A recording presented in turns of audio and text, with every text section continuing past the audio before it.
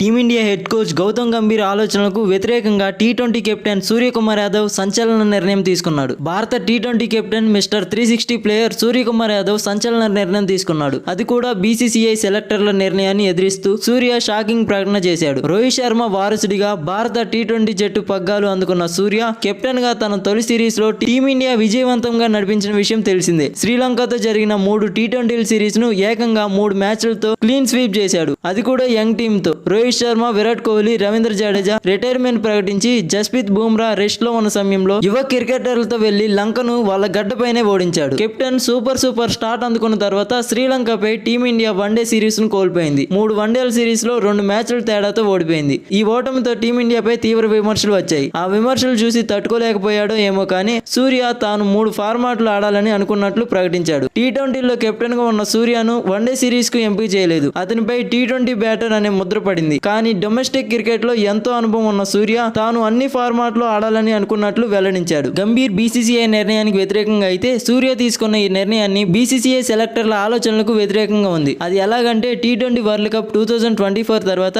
Rohit Sharma T20 format కు retirement ప్రకటించాడు. దాంతో టీ20 జట్టుకు సూర్యకుమార్ యాదవ్ ను కెప్టెన్ గా చేశారు. ఈ క్రమంలోనే చీఫ్ సెలెక్టర్ అజిత్ అగార్కర్ కొత్త హెడ్ కోచ్ గౌతమ్ గంభీర్ సూర్యకుమార్ యాదవ్ ను కేవలం టీ20లకు పరిమితం చేసి వన్డేలు టెస్టులకు దూరంగా ఉంచాలని భావించింది.